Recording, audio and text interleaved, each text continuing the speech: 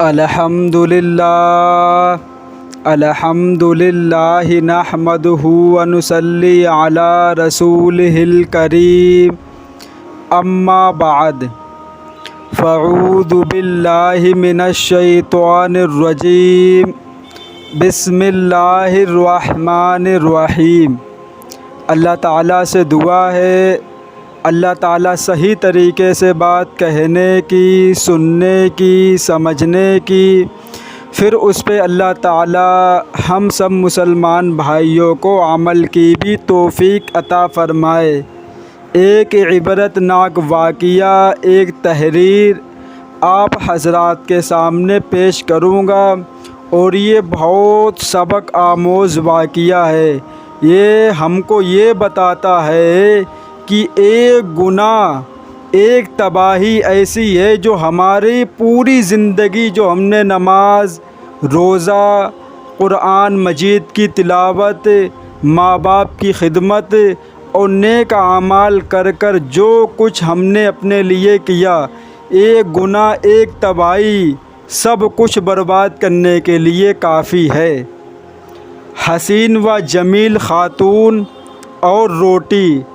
حضرت ابو بردہ رحمۃ اللہ علیہ فرماتے ہیں کہ جب حضرت ابو موسیٰ رحمۃ اللہ علیہ کی وفات کا وقت قریب آیا تو آپ نے اپنے تمام بیٹوں کو پاس بلایا اور فرمایا، میں تمہیں صاحب الغیب یعنی روٹی والے کا قصہ سناتا ہوں، اسے ہمیشہ یاد رکھنا۔ پھر فرمایا، ایک عابد شخص جو اپنی جھوپڑیوں میں لوگوں سے الگ تھلگ عبادت کیا کرتا تھا، وہ 70 سال تک اسی جھوپڑی میں رہا۔ اس عرصے میں کبھی بھی اس نے عبادت کو نہیں چھوڑا اور نہ ہی کبھی اپنی جھوپڑی سے باہر آیا۔ پھر ایک دن وہ جھوپڑی سے باہر آیا تو اسے شیطان نے ایک عورت کے فتنے میں مبتلا کر دیا، اور وہ 7 دن یا 7 راتیں اسی عورت کے ساتھ رہا۔ 7 دن کے بعد جب اس کی آنکھوں سے غفلت کا پردہ ہٹا تو وہ اپنی اس حرکت پر بہت نادم ہوا اور اللہ تعالیٰ کی بارگاہ میں توبہ کی اور وہاں سے رخصت ہو گیا۔ وہ اپنے اس فعل پر بہت نادم تھا۔ اب اس کی یہ حالت تھی کہ ہر قدم پر نماز پڑھتا اور توبہ کرتا۔ پھر ایک رات وہ ایسی جگہ پہنچا جہاں 12 مسکین رہتے تھے۔ وہ بہت زیادہ تھکا ہوا تھا۔ تھکاوٹ کی وجہ سے وہ ان مسکینوں کے قریب گر پڑا۔ ایک راہب روزانہ ان 12 مسکینوں کو ایک ایک روٹی دیتا تھا۔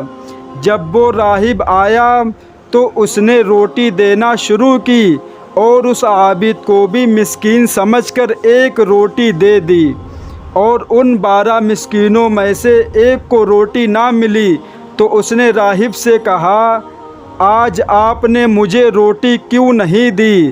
راہب نے جب یہ سنا تو کہا، میں تو 12 کی 12 روٹیاں تقسیم کر چکا ہوں۔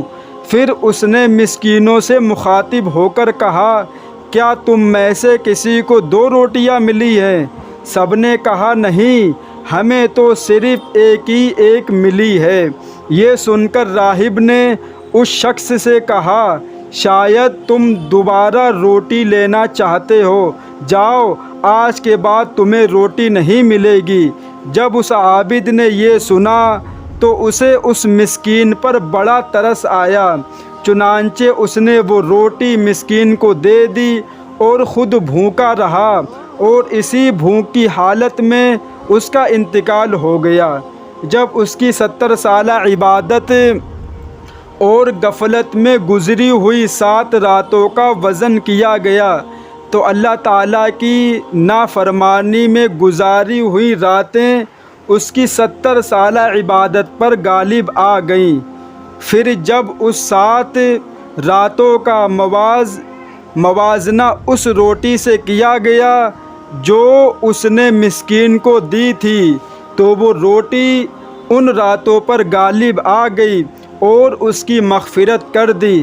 حضرت سیدنا ابن مسعود رضی اللہ تعالی عنہ سے یہی حکایت اس طرح مروی ہے کہ ایک عابد نے 70 سال تک اللہ تعالیٰ کی عبادت کی، پھر اس نے ایک فاحشہ عورت سے گناہ کیا تو اللہ تعالیٰ نے اس کے تمام اعمال ضائع کر دیے۔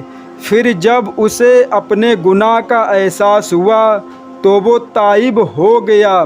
کچھ دنوں کے بعد اسے ایسی بیماری لاحق ہوئی کہ وہ چلنے پھرنے سے معذور ہو گیا۔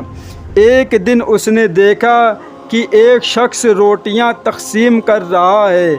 گرتے پڑتے یہ بھی وہاں پہنچا اور اس نے ایک روٹی حاصل کر لی۔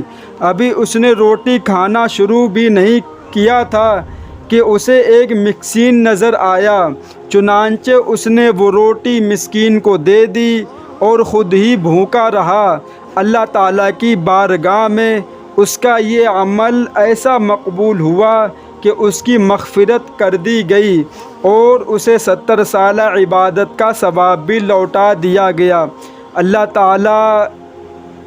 اللہ تعالیٰ کی ان پر رحمت ہو اور ان کے صدقے میں ہماری مغفرت ہو۔ میرے بھائی، اس واقعے سے ہم کو یہ معلوم ہوتا ہے کہ ہم جتنی بھی عبادت کر لیں، اللہ تعالیٰ کی جتنی نمازیں پڑھ لیں، لیکن اگر کوئی گناہ ہم سے اگر زندگی میں ایسا ہو گیا تو وہ ایسا گناہ ہوگا کہ اس گناہ کی نحوست کی وجہ سے، اس گناہ کی بدبو کی وجہ سے وہ ہماری تمام نیکیوں کو کھا کر مٹی میں ملا دے گا۔ تو میرے بھائی، یہی بات آتی ہے کہ عمل چھوٹا ہو یا بڑا ہو لیکن اللہ تعالیٰ کو پسند آنا چاہیے۔ اگر اللہ کو پسند آ گیا تو ہماری دنیا میں بھی کامیابی اور مرنے کے بعد آخرت میں بھی کامیابی۔ اللہ تعالیٰ سے دعا ہے اللہ تعالیٰ ان باتوں پہ ہم سب مسلمان بھائیوں کو عمل کی توفیق عطا فرمائے۔ وآخر دعوانا وللحمد للہ رب العالمین۔